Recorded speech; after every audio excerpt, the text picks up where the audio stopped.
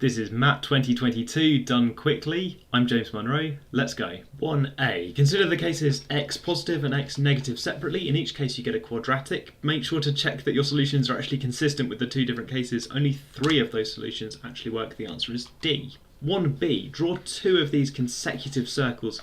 Let's say the radius is r, then this is 2, so this is 1 and this is 1. The radius of the next one will be root r squared plus 1. So the squares of the radii increase by 1 each time. The square of the 100th radii will be 100, so the radii will be 10.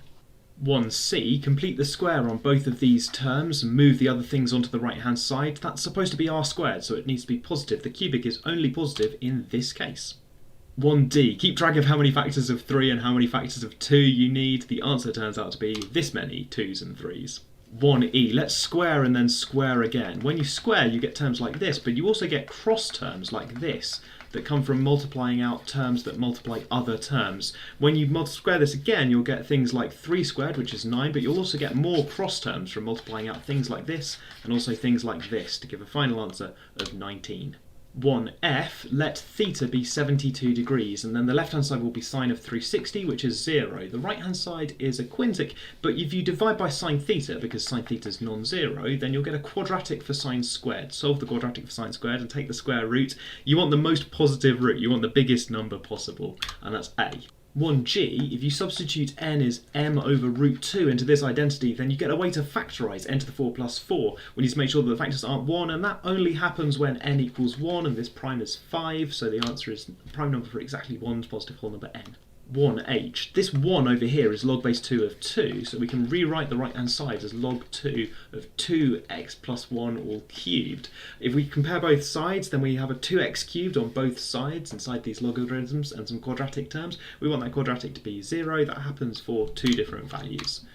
1i. It's easier to think about the probability of a draw than the probability of Alice winning. The draw happens if Alice gets the same number of heads as Bob gets the same number of tails. There are lots of different ways that this can happen, and the sum is not too bad to work out the total number of ways that that can happen. Don't forget to divide by the probability that any of these things happen, and the answer is A. 1j. If y equals mx plus c, then these equations are both the equations for circles. The circles have radius 1 and they don't intersect. There are 4 different lines, y equals mx plus c, that are tangent to both circles, so the answer is E. Question 2, part 1. Square this expression for z and compare all the coefficients. Everything works if you set big N to be 19. Part 2, z turns out to be minus 2 in this particular case, so z squared would be equal to 4. We just need to calculate these numbers inside the brackets in terms of x and y, and it turns out that 340 squared minus 19 times 78 squared is equal to 4. Part 3, those numbers were both even, so we can divide both sides by 4 to get an example over here of 170 squared, take away 19 times 39 squared, that's equal to 1. That's not unique though, because 1 squared is equal to 1, so we could use the first part of the question to generate new enormous numbers that also satisfy this equation. Part 4, the left hand side factorises, so this can't be equal to 1 unless both these brackets are equal to 1 or if they're both equal to minus 1. But in either case we could then add them together to get 2x is equal to plus or minus 2, both of which are not allowed. Part 5, we can redo all the algebra from part 1 but using 17s instead of 19s. That lets us generate solutions to z squared on the right hand side if we've got something that equals z on the right hand side. So we need a starting point. I suggest x equals 4, y equals 1, which gives minus 1 on the right hand side, and then run the same thing that we did in parts 1 and 2 to get a solution with 1 on the right hand side, and it turns out that 33 squared minus 17 times 8 squared is one such example. Question 3, part 1. The curve when n is 2 looks like this, and the curve when n is 3 looks like this. They cross each other when this bracket is equal to 1, which happens when x is plus and minus root 2, and they cross the axes at 1 or minus 1 on either axis. Part 2, when n is even, this integrand is positive, so the integral must be positive as well, it can't be equal to 0. But if n is odd, then there's a negative contribution to the integral from the bit between 0 and 1, and then some positive contribution where the integrand is positive. The integrand keeps growing faster and faster, so eventually there'll be some am that we can choose that balances out the negative and positive contributions to give 0 overall. Part 4, for a1 we're integrating x squared minus 1, that gives a cubic. Solve the cubic, equal to 0 when a1 is equal to root 3. Part 5, we're integrating a slightly more complicated function, but just multiply it out and integrate it term by term. If we do that, then we get a 7th degree polynomial. We want it to be equal to 0. We can check that it's negative at root 2 and positive at root 3, so somewhere in between there's a solution a2 where the integral is exactly equal to 0. Part 6. The function that we're integrating for large M looks like this. The function grows really quickly after root 2.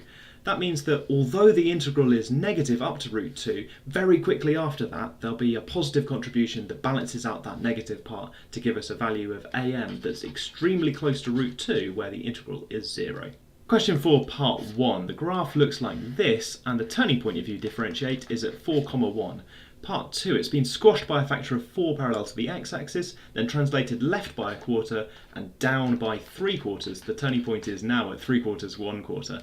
Part 3, there are 3 different cases depending on whether x is bigger than 1, less than -1 or somewhere in between. The solutions turn out to be x is root 2, minus root 2 or 0. Part 4, write down the distances and square both sides for an expression that's equal to 1.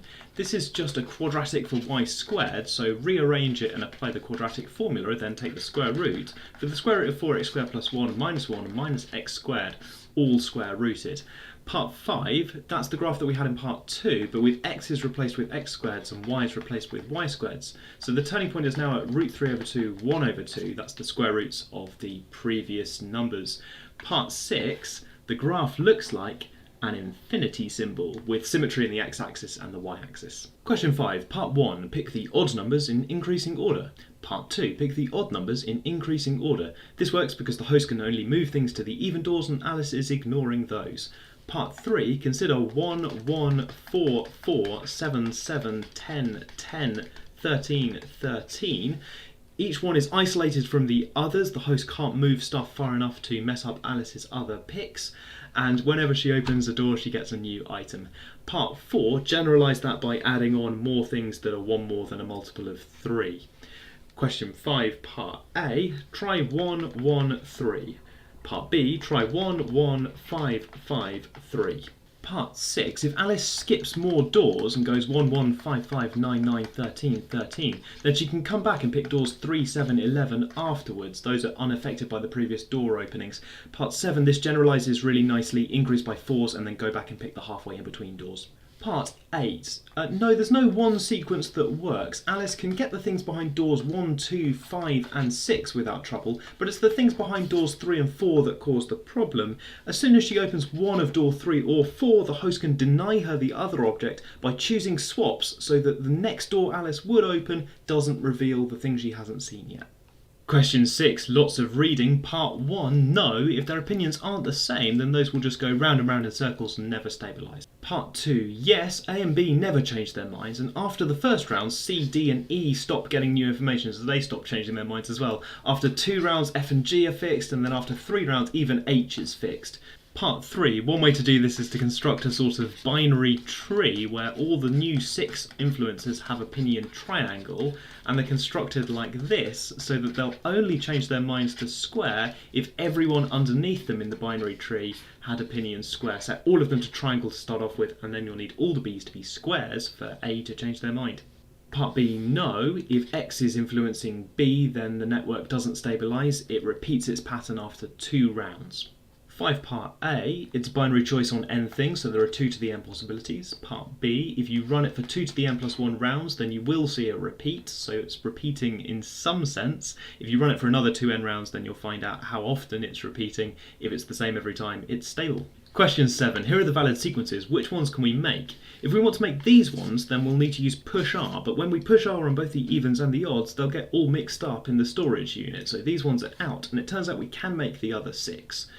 Part 2, there are 8 valid sequences, evens or odds first, and then choose whether you want them increasing or decreasing, 3 binary choices, so 8 possibilities. And part 3, there are 6 of them that we can make for the same reason as part 1, we can't have both of them decreasing or they'll get mixed up in the storage unit, and it turns out that we can make the other 6. Part 4, there are 3 groups of numbers, and we can permute those in any way we like, 6 permutations. We can choose whether each one is increasing or decreasing, so that gives us a total of 48 valid sequences. Part 5, we need to sort those groups out, so we'll have to use push R on some of them, push L on a different group, and we'll have to pass the third group straight to the output. That one will end up at the front, and then when we pop the push R ones out, they'll be next, and then the push L ones will come out of the storage unit last. So we get some control over what order these groups appear in, but once we've done that, we lose all control over whether they're decreasing or not. Only the ones that we use push R on will be decreasing. So we get our 6 permutations, and that's our final answer, but we don't get to control whether they're increasing or decreasing in order to come out of this storage unit. That was a quick look at the solutions for yesterday's MAT paper. Full solutions will be posted on the departmental website later this month. Until then, you can find more free MAT resources at www.maths.ox.ac.uk/r/MAT. Thanks for watching.